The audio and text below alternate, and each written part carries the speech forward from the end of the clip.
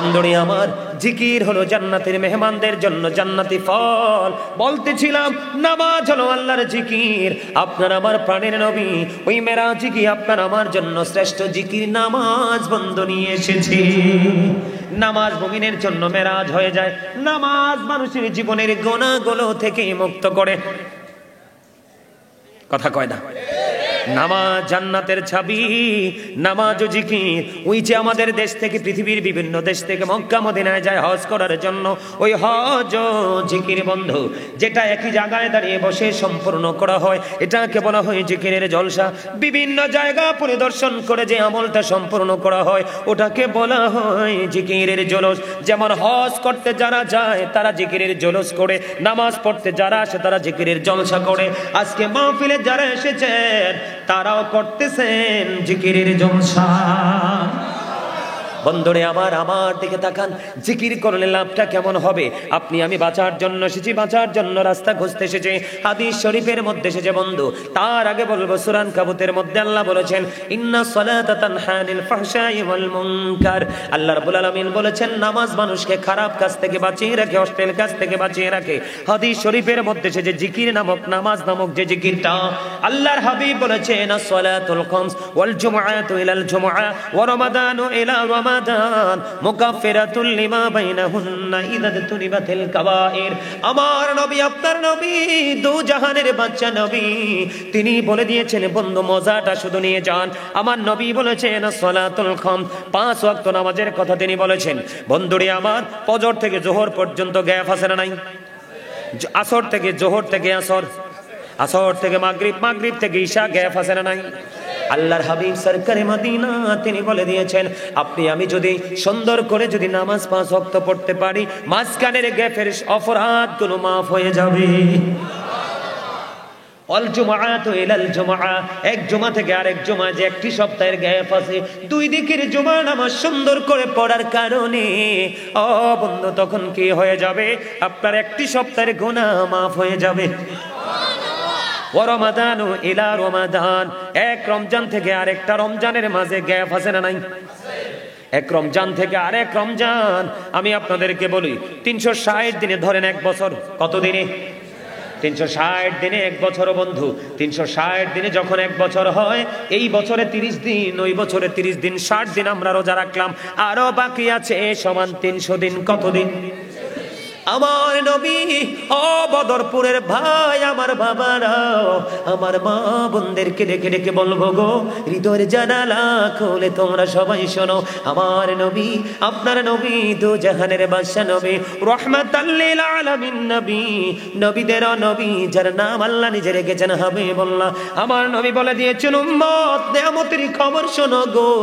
ও উম্মত, তোমরা যদি একটা এই মাস, এই বছর রমজানের শুরু, রমজানের রোজা রাখলা, পরের রমজানের রোজা রাখলা, মাঝখানে 300 দিনের গ্যাপ আছে, এই 300 দিনের গ্যাপের গুনার কাফারা হয়ে যাবে 2 দিকের রোজা। আল্লাহর হাবিব বলেছেন মুকাফফিরাতুল লিমা বাইনাহুন্না ইযা তুনিবাতিল কাবাইর। তবে শর্ত দিয়েছেন নবীজি, কবিরা গুনাহ থেকে বেঁচে থাকতে হবে।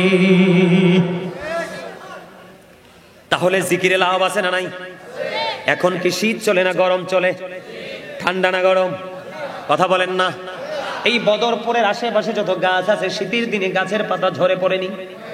আপনারা দেখেননি? এটা সত্য নেই?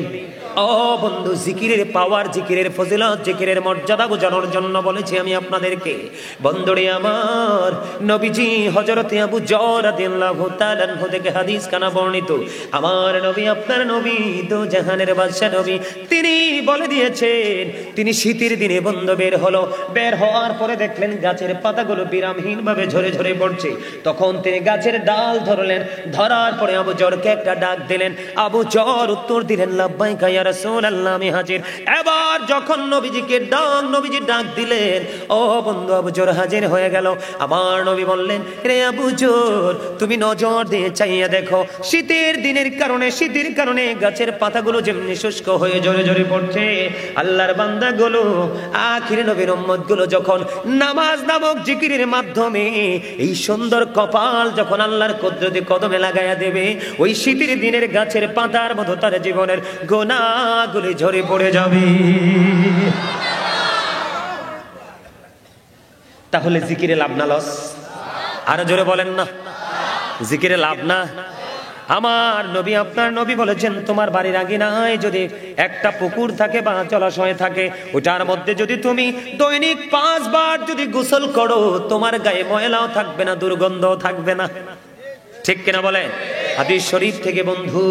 ঠিক তেমনি ভাবে আপনি যদি 5 ওয়াক্ত নামাজ ঠিকভাবে পড়তে পারেন, তাহলে আপনার আমল নামায় গুনাহ থাকবে না, আর আপনার গুনাহ করতেও মন চাইবে না। ঈসা রুহুল্লাহ একদিন হেঁটে হেঁটে যায়। কি করেন? হেঁটে হেঁটে যায়। হেঁটে হেঁটে যাওয়ার সময় তিনি দেখতে পেলেন একটা পাখি। একবার তিনি গাটা ধুলাবালি দিয়ে ময়লা করছে, আরেকবার তিনি পানিতে গোসল করছে। এমনি করে করে পাখিটা 5 বার করলেন। ঈসা রুহুল্লাহ চিন্তা করতেছেন, এটা কি আশ্চর্য ধরনের খবর, আশ্চর্য ধরনের দৃশ্য। আল্লাহ রাব্বুল আলামিন ফেরেশতার মাধ্যমে জানিয়ে দিলেন ঈসা রুহুল্লাহকে, এটা আশ্চর্য ধরনের ঘটনা, এটা আখিরি নবীর উম্মতের নিদর্শন। কেমন নিদর্শন? আল্লাহর প্রিয় হাবিবের উম্মত গুলো যখন গুনাহ করবে, গুনাহ করার পরে তার শরীরটা কি হয়ে যাবে? ময়লা হয়ে যাবে। ময়লা হয়ে যাওয়ার পরে যখন সে নামাজে দাঁড়াবে, গুনাহগুলো ঠিক তেমনি কি হয়ে যাবে? মাফ হয়ে যাবে। জোরে জোরে কন্যা সুবহানাল্লাহ। যদি জিকির করেন আপনি লাভবান হবেন। যদি জিকির সঠিকভাবে করতে না পারেন, তাহলে আপনার অবস্থা মোটেও ভালো হবে না। কি আপনারা জানেন জিকির মানিটা? আপনারা এখনো জানেন না। বন্ধুরে আমার, জিকির মানি হলো সুবহানাল্লাহ, জিকির মানি হলো আলহামদুলিল্লাহ, জিকির মানি হলো লা ইলাহা ইল্লাল্লাহ, জিকির মানি হলো আল্লাহু আকবার, জিকির মানি হলো কাউকে সৎ কাজের জন্য ডাকা, জিকির মানি হলো কেউ যদি অসৎ কর্ম করে অসৎ কাজ থেকে তাকে বারণ করা। জিকির মানি হলো নামাজ, যেইটা আমরা গত রজনীতে আপনারা মেরাজুন নবী পালন করছেন কিনা? আপনাদের বদরপুর মসজিদে হয়েছে কিনা মেরাজ উপলক্ষে প্রোগ্রাম? কথা বলেন না কেন? নবীজি মূসা নবী আল্লাহকে দেখতে চাইলেন, আল্লাহ না করে দিলেন। কিন্তু কোরআন শরীফের 15 পারা সূরা বনী ইসরাইলের 1ম নাম্বার আয়াত খুলে দেখলাম আল্লাহ রাব্বুল আলামিন আপনার আমার প্রাণের নবীকে নিজে দাওয়াত দিয়ে নিয়েছেন, 4-5 বরকতময় করে দিয়েছেন। আল্লাহ বলতেছেন, আমি যেন আমার হাবিবকে আমার নিদর্শন দেখাতে পারি। তাহলে আমাদের দাম কম না বেশি? আরে আরো জোরে বলে। আমি সব সময় বুকে হাত দিয়ে বলি, I am very successful person. বলে হুজুর কেন গো? আমি আল্লাহর শ্রেষ্ঠ প্রিয় হাবিবুল্লাহর উম্মত হয়েছি, এটাই হলো আমার জীবনের সবচেয়ে বড় নিয়ামত। আপনারা কি নবীকে নিয়ামত মনে করেন না কিয়ামত? আমার দিকে তাকান, যারা মনে করতে পারেন না এখনো নবী যে নিয়ামত, আমি তাদের জন্য বলছি। আপনারা সবাই জানেন আল্লাহ রাব্বুল আলামিন 1,24,000 নবী রাসূল পাঠাইছে। কয় লক্ষ? কথা বলেন না কেন? কয় লক্ষ? 1,24,000 নবী রাসূল বন্ধু পাঠিয়ে দিয়েছেন। এর মধ্যে আল্লাহ রাব্বুল আলামিন 8 জন নবীকে আল্লাহ নিজে স্বর্গীয় উপাধি, তাকে সম্মানের চাদরে আবৃত করে দিয়েছেন। জোরে জোরে সুবহানাল্লাহ। সুবহানাল্লাহ একটু মজা করে বলবেন, কেন জানেন? সুবহানাল্লাহটা এই জন্য মজা করে বলবেন, হাদিস শরীফের মধ্যে এসেছে হযরত উবাইদুল্লাহ রাদিয়াল্লাহু তাআলা আনহু প্রাণের নবীকে প্রশ্ন করলেন, নবী গো সুবহানাল্লাহটার মানে কি? নবীজি বললেন, সুবহানাল্লাহটার মানে হলো পৃথিবী এবং পৃথিবীর মধ্যে যা কিছু আছে তাহা থেকে যা পবিত্র তাই হলো সুবহানাল্লাহ। তার মানে এই সুবহানাল্লাহ মানে কে? আল্লাহ। এই মেরাজ সম্পর্কে ওয়াজ করতে গিয়ে আল্লাহর হাবিবকে মেরাজে দাওয়াত দিবেন আল্লাহ রাব্বুল আলামিন দিয়েছেন, এই সম্পর্কে ওয়াজ করতে গিয়ে আল্লাহ নিজেই পড়েছেন সুবহানাল্লাহ। এই আমার কাছে কিন্তু আমি জালিবে টানবো মাদ্রাসা থেকে দুষ্টামি করলে, হ্যাঁ আবার যাইতে কিন্তু তাবারুকও দিব না। আমি বলে দিব যে এই বাবু ডিস্টার্ব করছে, তার তাবারুক দেওয়া যাবে না। ঠিক কিনা বলেন? আর জোরে। আল্লাহর হাবিব বলেছেন সুবহানাল্লাহ সব কিছু থেকে পবিত্র।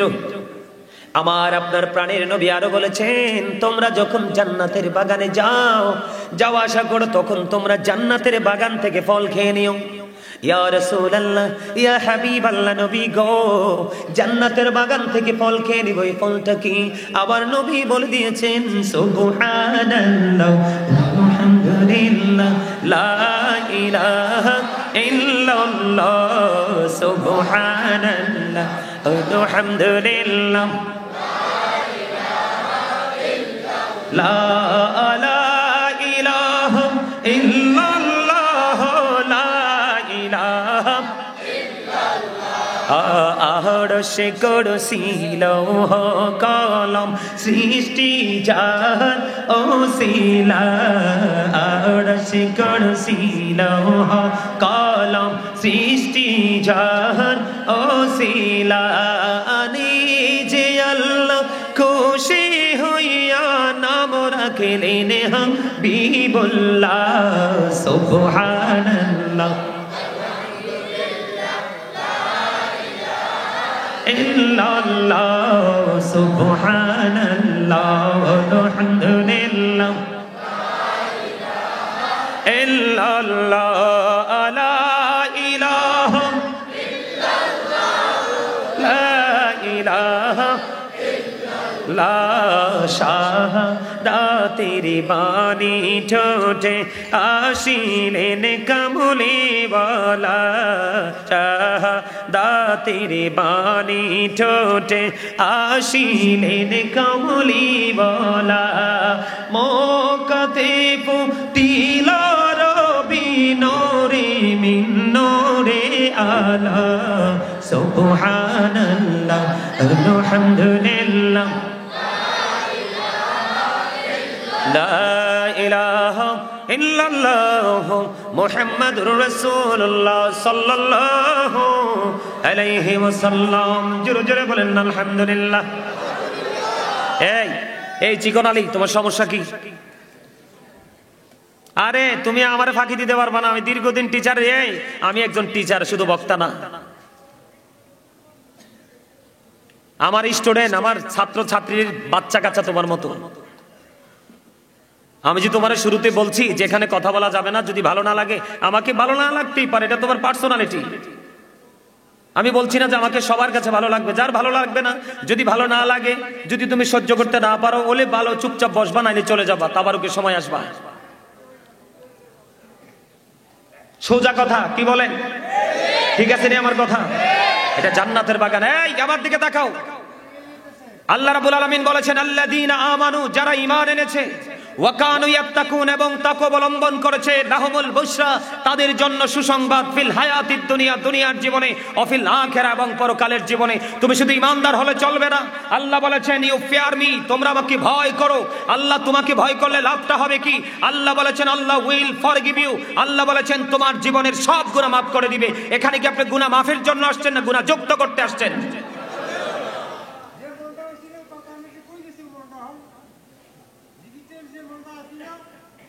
দেখছো, এবার প্রেম শিখো আমার দাদার কাছ থেকে। মুরব্বীদের অন্তর হলো আল্লাহ আল্লাহ রাসূলের প্রেম ভালোবাসায় ভরা।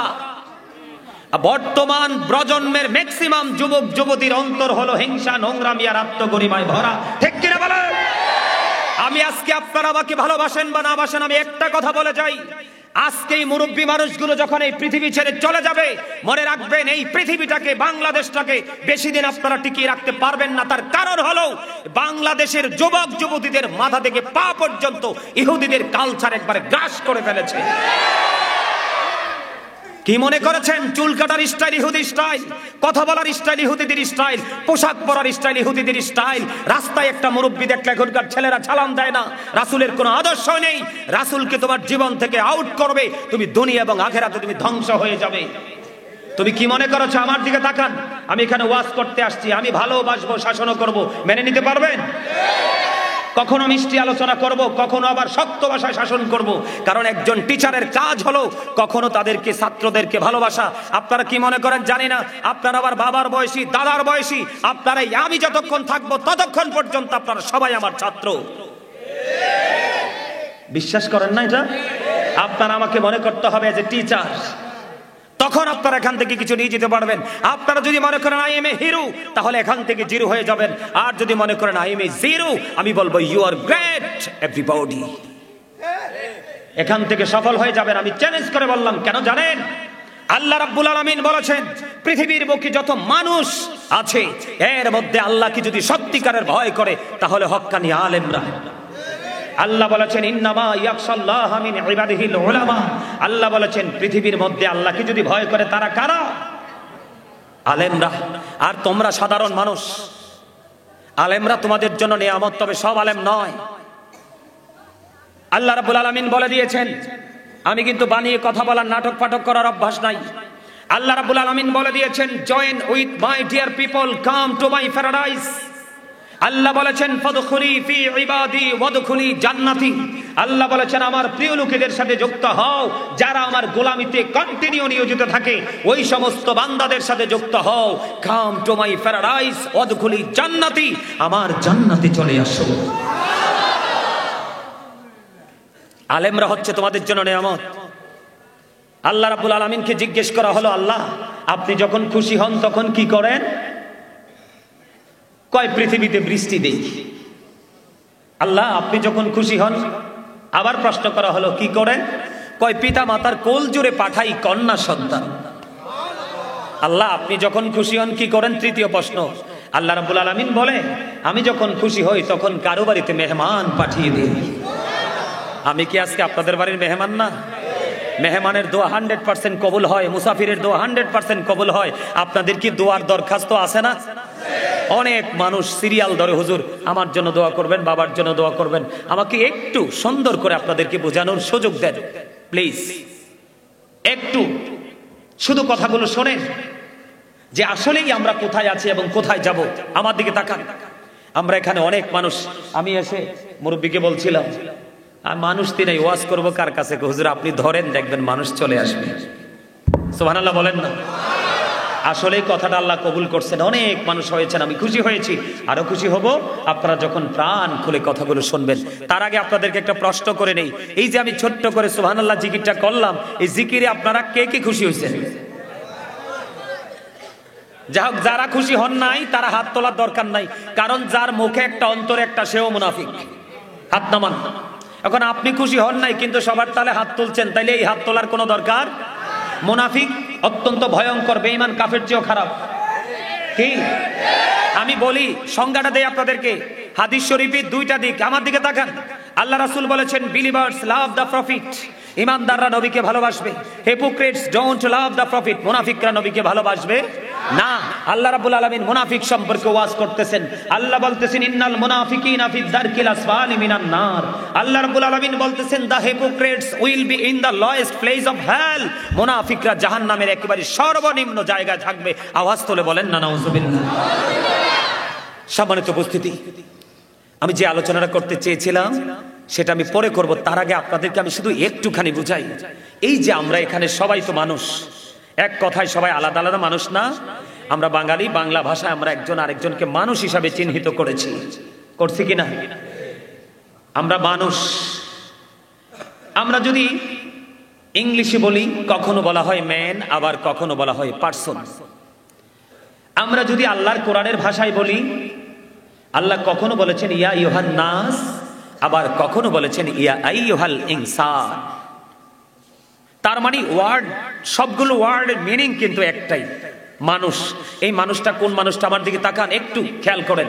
এই মানুষটা হলো মাথা থেকে পা পর্যন্ত এই যে বডিটা, এইটা হলো এই মানুষ। কি মানুষ?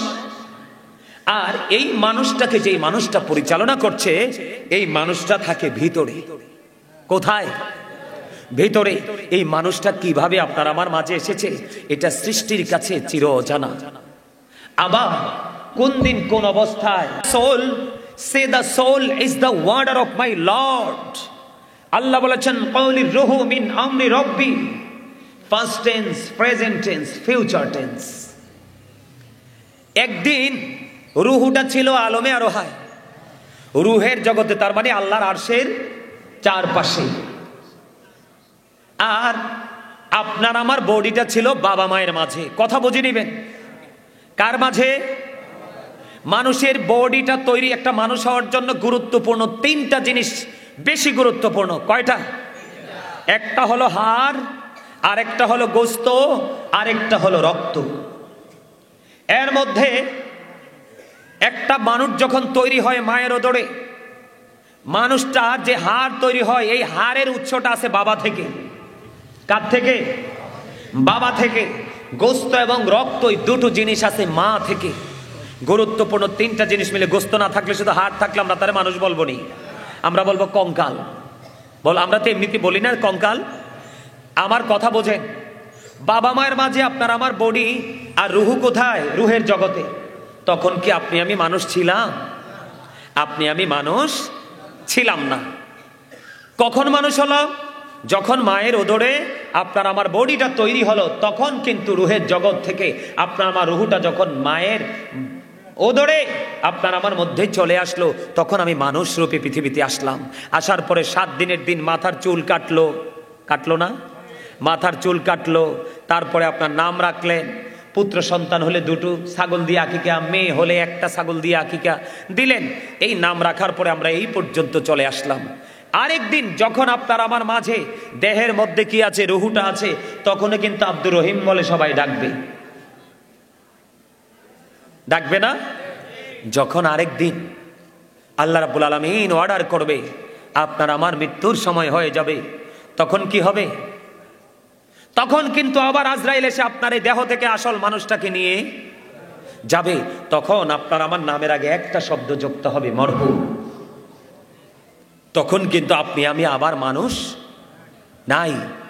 আপনার যত ঝড় তুফান বৃষ্টি থাকুক না কেন, একবার যদি ঘর থেকে বের করে আর ঘরে ঢুকাবে পানি হাঁটু পানি। আমি দেখছি আমার জীবনে অনেক লাশ দাফন করতে গেছি, হাঁটু পানির মধ্যে পর্যন্ত কবরে লাশ রাইখে আসছি। কিছু করার তো নাই, আল্লাহর বিধান মানতে হবে, হবে না? কথা বলেন। তাইলে এখান থেকে আমি আপনাদেরকে বলি, আপনার আমার পাওয়ারটা তাইলে কোথায়? যতক্ষণে দেহের মধ্যে আত্মাটা আছে ততক্ষণ পর্যন্ত আপনি আমি আছি। যখন চলে যাবে তখন আপনি আমি আর নেই, আছি। ঠিক যেহেতু আপনি আমি কতদিন বাঁচবো এই খবরটা আপনি আমি জানি না। যেহেতু সকালে খেয়েছি, বিকালে কি খাবো সেটাও জানি না। আজকে বেঁচে আছে, আগামীকালকে পর্যন্ত বেঁচে থাকবো কিনা সেটাও জানি না। তাহলে সেই মানুষের অহংকার করার কি আছে? কোনো কিছু আছে? নাই। এই জন্য আপনাদেরকে বলি, প্রত্যেকটা পার্সন ডবল পার্সন। তার মানে প্রত্যেকটা মানুষ ডবল। একটা হলো তার দেহ, আর একটা হলো তার আত্মা। এই দেহের খাবার কিন্তু পৃথিবীর যেই কোনো পরিবেশে গেলে পাওয়া যায়। বড় বড় হোটেলে গেলেও পাওয়া যায়, চা দোকানে গেলেও পাওয়া যায়। কিন্তু রুহের যে খাবারটা, এটা কিন্তু যেই কোনো জায়গায় পাওয়া যায়। এটা রুহের বাজারে আসতে হবে। আজকেরই বাজার হলো আত্মার বাজার করার জায়গা। জোরে কন্যা সুবহানাল্লাহ। আচ্ছা, সুবহানাল্লাহ জিকির যে আমি করলাম, ওই আমার দাদা তোর আগে করছে, আমি জিকিরটা কেন ছেড়ে দিলাম? কারণ সে মজা পাইছে। এই যে মজাটা পাইছেন, এটা শুধু আপনি উপলব্ধি করতে পারবেন, অন্যকে বুঝাতে পারবেন। তাইলে প্রত্যেকটা জিনিসের আলাদা আলাদা একটা সিস্টেম আছে, আলাদা একটা পাওয়ার আছে, আলাদা একটা মজা আছে। এই জায়গাটা হলো আমাদের রুহানিয়তের মজার জায়গা। কথা কোন? আর আমি তো আপনাদেরকে বলতেছি, এই আমার দিকে তাকান। আল্লাহ রাব্বুল আলামিন কি বলছে জানেননি? আল্লাহ বলতেছেন, ইয়া আইয়ুহাল্লাযীনা আমানু যিকুরুল্লাহা যিকরান কাসীরা ওয়াসাব্বিহুহু বুকরাতা ওয়াসীলা। আল্লাহ রাব্বুল আলামিন ঈমানদারদেরকে ডেকে ডেকে বলে, তোমরা বেশি বেশি করে জিকির করো এবং সকাল টু সন্ধ্যা আল্লাহর পবিত্রতা ঘোষণা করো। আপনি আমি কি বেশি বেশি জিকির করি না? আমরা বেশি বেশি জিকির করি দুনিয়ার। অথচ আল্লাহ বলেছেন এই দুনিয়াটা কি? ধোঁকা। এটা কি? ধোঁকা। আল্লাহ কই বেশি বেশি জিকির করতে, আমরা বেশি বেশি করি না। তাইলে আমরা কি আল্লাহর অর্ডার মানছি? আমরা আল্লাহর অর্ডার মানি? তাই আমাদের পরকালে কি কোনো উপায় থাকার কথা? যদি জিকির করি লাভটা কেমন হবে? আমি আস্তে আস্তে আপনাদেরকে জিকির নিয়ে আরো আলোচনা শোনাবো। এখন জিকিরটা কেমন করে করবো, এটার জন্য কিন্তু কোনো কন্ডিশন নাই। ফাযকুরুল্লাহা কিয়ামা, দাঁড়িয়ে দাঁড়িয়ে জিকির করো। ও কুউদান, বসে বসে জিকির করো। ওয়ালা যুনুবিকুম, শুয়ে শুয়ে জিকির করো। তারপরেও জিকির বন্ধ করা যাবে, কারণ জিকির হলো হার্টের ওষুধ। মুমিনের জন্য জান্নাতি বা জান্নাতি মেহমানদের জন্য জান্নাতি খাবার। জোরে কন্যা সুবহানাল্লাহ। আরো জোরে বলেন না সুবহানাল্লাহ। সুবহানাল্লাহ বলবেন নি না? করবেন? তার একটু বলেন সুবহানাল্লাহ ওয়ালহামদুলিল্লাহ লা ইলাহা ইল্লাল্লাহ। সুবহানাল্লাহ ওয়ালহামদুলিল্লাহ লা ইলাহা ইল্লাল্লাহ লা ইলাহা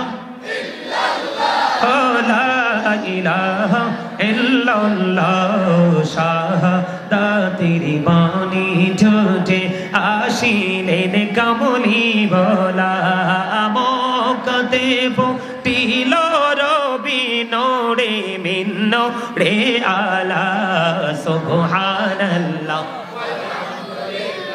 লা ইলাহা লা ইলাহা লা ইলাহা নামের সাথে নাম মিশাইয়া যারে আল্লাহ পাঠাইলা রে যে আল্লাহ দুস্ত বলে তার প্রেমে মজিলা সুবহানাল্লাহ আলহামদুলিল্লাহ লা ইলাহা ইল্লাল্লাহ লা ইলাহা ইল্লাল্লাহ লা ইলাহা লা ইলাহা ইল্লাল্লাহ মুহাম্মাদুর রাসূলুল্লাহ সাল্লাল্লাহু আলাইহি ওয়াসাল্লাম জোরে জোরে বলেন আলহামদুলিল্লাহ।